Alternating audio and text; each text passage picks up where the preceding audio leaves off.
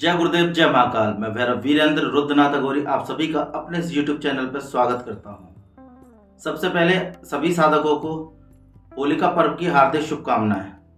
आप सभी अपनी साधनाओं में सफल हो, ऐसा आशीर्वाद और ऐसी कामना हम करते हैं।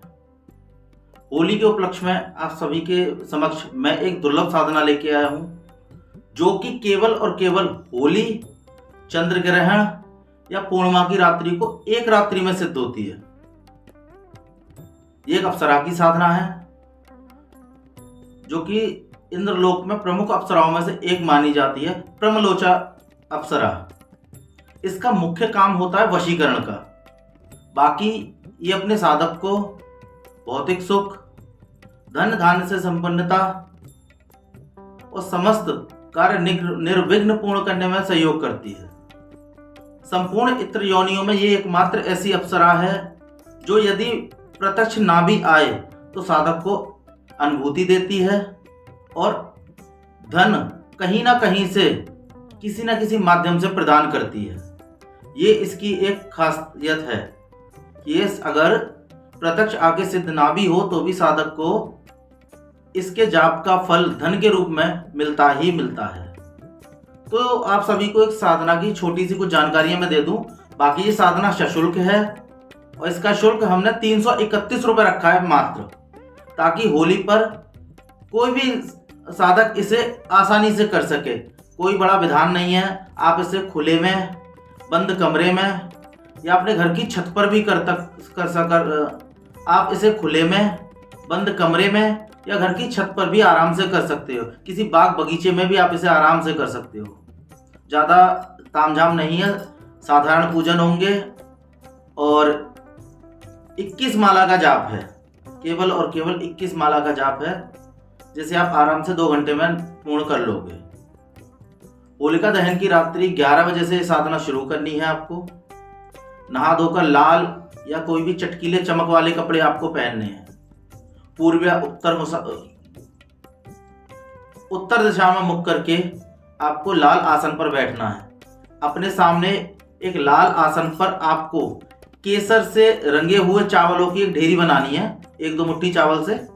उस पर 5 गुलाब के फूल रख के आपको इस अप्सरा का आसन देना है। आपको देवराज इंद्र का पूजन करना है, गुरु गणेश इष्ट का ध्यान करना है, उनसे आशीर्वाद अनुमति लेनी है। सात्विक भोग है, मिठाई का और खीर का भोग लगना है।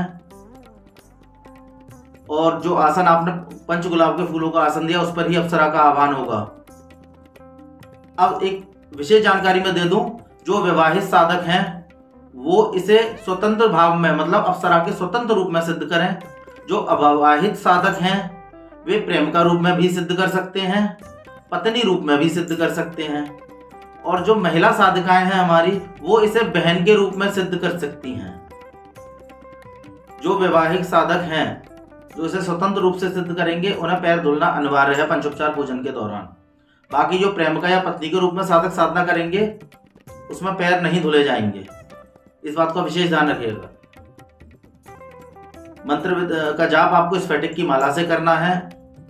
इसके जाप के दौरान अनुभवों में मैं आपको बता दूं, सर्दी की सिरहन उठना शरीर में, शरीर पर चींटी जैसा काटना, कानों में तेज हवाओं की आवाज आना, ये सब साधारण बात है। अगर ये सब अनुभव हो रहे हैं, मतलब आपकी साधना अच्छे तरीके से आगे बढ़ रही है।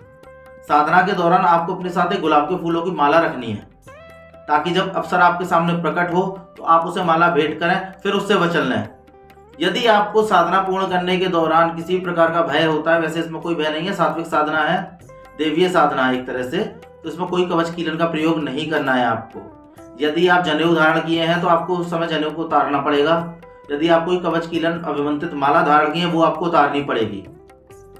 कोई ताबीज यदि आप पहने हैं बाजू में, गले में या कमर में, वो आपको उतारना पड़ेगा।